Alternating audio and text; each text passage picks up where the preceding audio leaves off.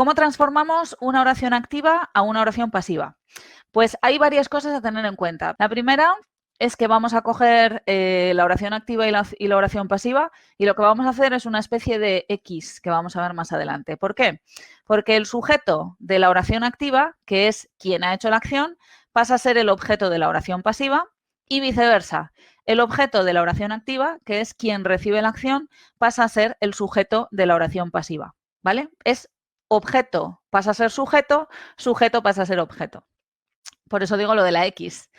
Vamos a ver los ejemplos que se ven más claro. Laura makes tea. Laura hace té.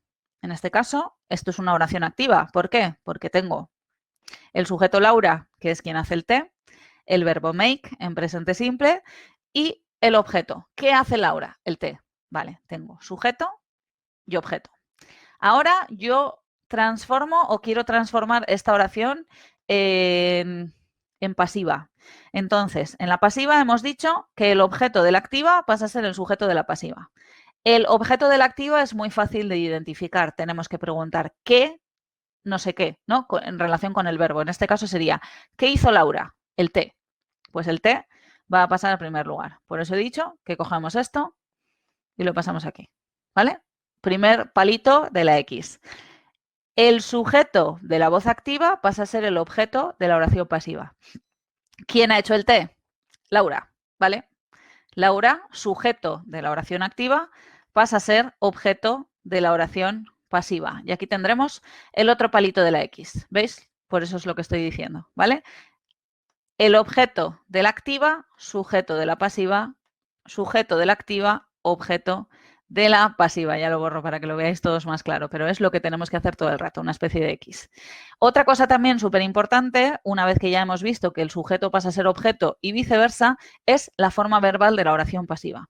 Esto quiero que quede súper claro porque todas las pasivas en inglés, todas, absolutamente todas, sean como sean en presente simple, sean con un modal, sean con un present continuous, con una pasiva de infinitivo, con una pasiva impersonal, todo verbo pasivo tiene dos cosas que no pueden faltar y que son súper importantes. Una, el verbo to be en el tiempo verbal de la oración activa y otra, el participio del verbo principal. Las dos cosas son imprescindibles. Si en una oración activa lo único que tengo es el verbo to be, el verbo no es activo.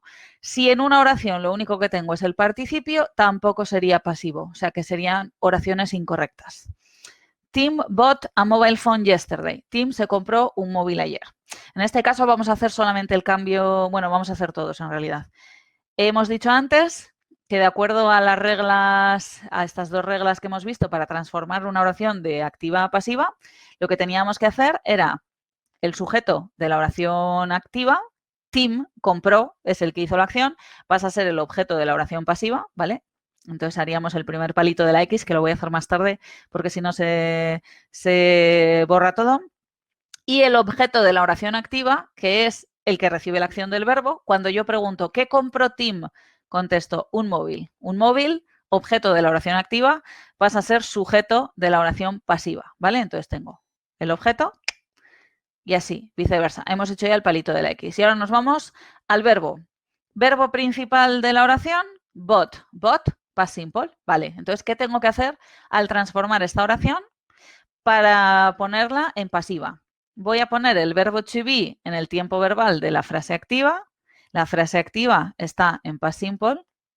Como a mobile phone es it, ponemos was. Y después el verbo principal de la oración va a ir en participio. El verbo principal es by. By es irregular. Past simple bought, past participle bought. Ya tengo todo. A mobile phone was bought by Tim.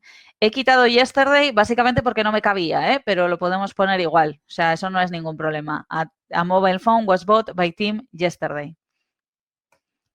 Otra cosa que tenemos que tener en cuenta, en realidad esto es relacionado con lo mismo, un apunte que quiero dar a las reglas que acabo de explicar, es que tenemos que tener en cuenta que hay que concordar sujeto y verbo en todos los casos, que quizás el sujeto activo puede ser singular y el pasivo plural o viceversa, y el verbo tiene que variar, porque a pesar de que el sujeto de la oración activa sea singular, si el objeto es plural, en la pasiva tendremos que hacer siempre la concordancia con el sujeto propio. Y entonces hay que tener en cuenta estas cosas. Tom has written some novels. Tom ha escrito varias novelas. En este caso, el objeto de la oración, el sujeto de la oración activa es Tom singular, pero el objeto es plural. Algunas novelas es plural. Como algunas novelas va a ser el sujeto de la oración pasiva, el verbo pasivo no puede ser has, como aquí. Aquí lo tenemos en present perfect con has, porque el sujeto es Tom, que es he, ¿no? Tercera persona del singular. Pero si vamos a transformar esta oración de activa a pasiva, si el sujeto es algunas novelas, ya no puede ser has, tendrá que ser have. Súper importante esto. La concordancia se hace con el sujeto de cada oración. No voy a poner siempre lo mismo independientemente de quién sea el sujeto. Y de hecho en castellano lo hacemos igual. Decimos Tom ha escrito varias novelas y sin embargo si traducimos esta oración diríamos algunas novelas han sido escritas, ¿vale? La concordancia se tiene que mantener siempre. Entonces, transformamos esta oración, sujeto de la oración activa pasa a ser el objeto de la pasiva, objeto de la activa pasa a ser el sujeto de la oración pasiva.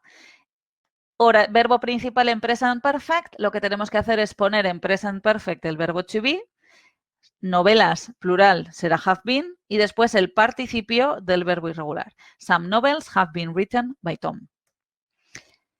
Cuando en una oración activa el sujeto no sea un sustantivo, de momento hemos visto oraciones estilo my sister, my parents, Peter, ese tipo de cosas, pero hay ocasiones en las cuales el sujeto no va a ser un sustantivo, sino que va a ser un pronombre sujeto, ¿sí? Cuando tengamos un sujeto en la oración activa que sea un pronombre sujeto, al pasarlo a voz pasiva lo tendremos que poner como objeto y viceversa. Cuando la oración activa tenga un object pronoun, ese pronombre va a pasar a la oración pasiva como si fuese un sujeto, porque como ya vimos en el tema 12, los pronombres sujeto solamente pueden hacer la función de sujeto de la oración y los objeto como objeto de la oración e ir detrás del verbo. Entonces tendremos que hacer el cambio en los dos sentidos. I am playing basketball, sujeto, yo, pronombre sujeto. No voy a poner basketball is being played by I, porque I solamente puede estar delante del verbo, por lo tanto no tendría sentido. Tendremos que poner by me. We don't use our bikes anymore. Ya no usamos más nuestras bicis, pronombre sujeto we, pues para transformarlo a pasiva tendré que poner us. Our bikes aren't used by us anymore. De la misma manera, si yo dijera I am playing, imaginaos, no sé, no, deportes, ¿vale? Sports, pues al ponerlo aquí, si en vez de ser sports lo tradujésemos o pusiéramos, no sé, cualquier cosa, en vez de I'm playing, I am using los ordenadores, ¿vale? De computers, pero pusiéramos them, ¿vale? I am using them. Si yo ese them, pronombre objeto de la oración activa, lo fuese a poner como sujeto de la pasiva, tendría que poner they, ¿vale? Para que entendáis que no solamente es coger el pronombre objeto de la activa, sujeto de la activa y pasarlo a objeto de la pasiva, sino que también tendría que ser al revés. Si aquí tenemos un pronombre objeto, en la pasiva tendría que ser un sujeto.